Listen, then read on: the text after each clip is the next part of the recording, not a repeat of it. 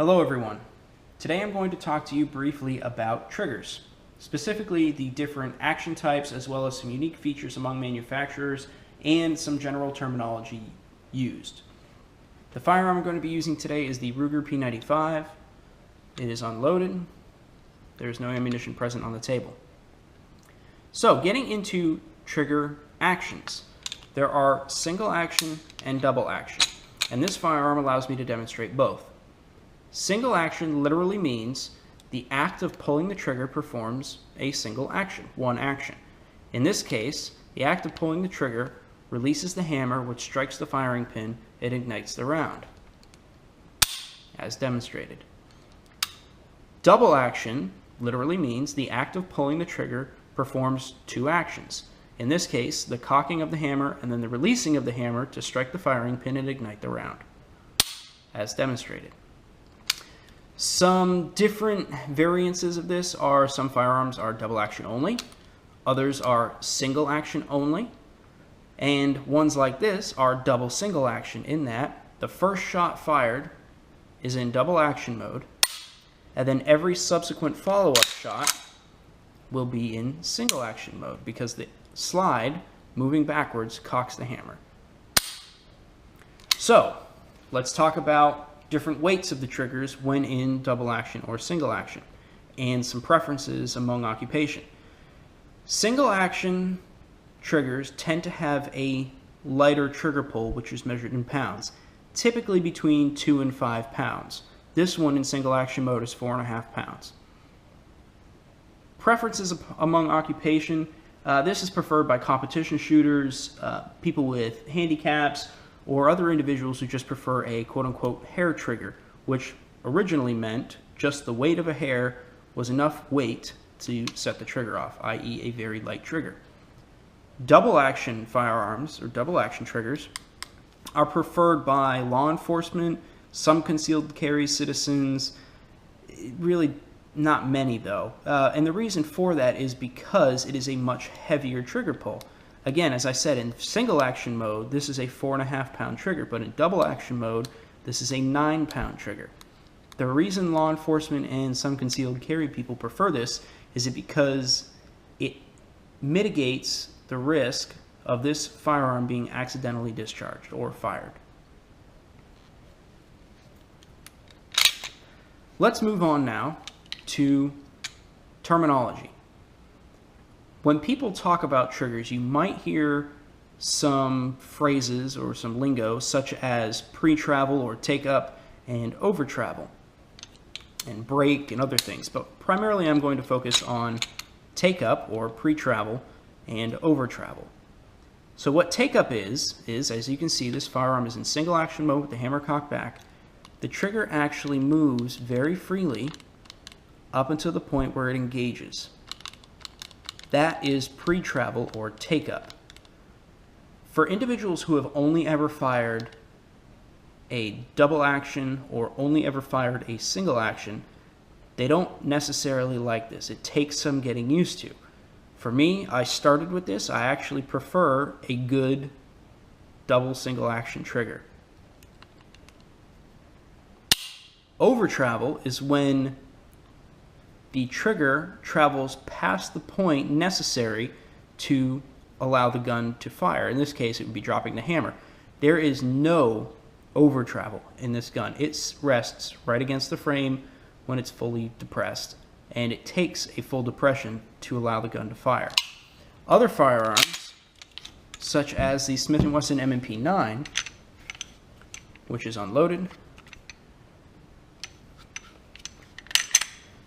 this firearm actually has quite a bit of over travel, which can be corrected. They do sell aftermarket parts, which allows for an adjustable part down here to help mitigate your over travel.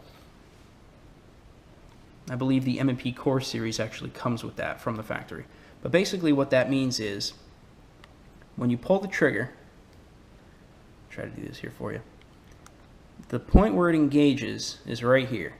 And then once it fires, it still travels all the way back. You saw how far that traveled. Basically, it traveled from here all the way back. This makes for a longer reset and thus slower follow-up shots. So competition shooters like little to no over travel and very, very little to no pre-travel or take-up. Finally, I'm going to talk to you about some unique features on the triggers, specifically trigger safeties. Not long ago, manufacturers started introducing trigger safeties on their firearms. It was in part due to lawsuits. People would drop a firearm, it would fire, somebody or something would get hurt or killed, and thus they brought a lawsuit against the company saying, well, I didn't pull the trigger, why should the firearm have discharged? In my personal opinion, why was the firearm loaded and why was it pointing in an unsafe direction? Now, there are, of course, extraneous circumstances where maybe it was being used in a self-defense scenario, or maybe it was just simply somebody fired it, it went off, it scared them, and it dropped, and thus an accident occurred. But in any case, as a result of those and other things, firearm manufacturers started introducing safeties on their triggers. This is the Taurus PT-111. This has a safety on the trigger, which I'll show you here. And a lot of manufacturers have started doing something very similar to this. Taurus was kind of late to the party on this. I believe Glock was very early to the party on this. I really like the Glock trigger safety. I prefer the Glock trigger safety over the Smith & Wesson trigger safety, which I'll show you why here in a second. Primarily because, as you can see, on the face of this trigger, right in the middle, there is a little lever. And this gun will not fire unless that is depressed. So if I pull the edge of the trigger, this gun will not go off. I have to engage that safety in order for the trigger to be fully depressed. It's also worth noting that that gun was always pointed in a safe direction during demonstration purposes, though it was off camera. What I do not like is the Smith & Wesson trigger, which I refer to as the broken trigger. Some refer to it as the hinged trigger. If I pull the top of this trigger here, nothing happens. It doesn't move. What I have to actually do is pull the bottom of this trigger, which as you can see is hinged, which allows this, I don't know, catch, I guess, to be taken in which case it doesn't catch on the frame of the pistol, allowing the gun to fire. Different manufacturers have different safeties. Ruger, Savage, they all have trigger safeties. Nearly every manufacturer today does, whether they put it on every firearm or not. I prefer trigger safeties that are right in the middle of the trigger. Other individuals prefer different trigger safeties, such as the M&P. It's all about comfort. It's really what you prefer. For me, if I put my fingers together, you can see that they don't touch in the end. They kind of curve and then they rotate, and that is a big problem when I fire this one. As I pull the trigger, it actually goes up against my fingernail on the other side. So if I hold this here long enough, you'll see where it presses against my finger. And it's very uncomfortable for me. So I'm going to change this out when the funds become available. However, firing this one is very fluid, very easy. It's a more vertical trigger rather than the super curved, which I find much more comfortable.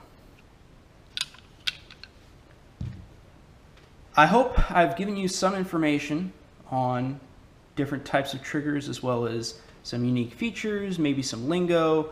So next time you walk into a gun shop or you're talking with your friends, you can be able to carry on a conversation without feeling too lost. Also, maybe you've taken this into consideration when purchasing your next firearm or looking to purchase your next firearm. In any case, if you have any questions, feel free to let me know and I will do my best to get back to you. Thank you all and have a fantastic day.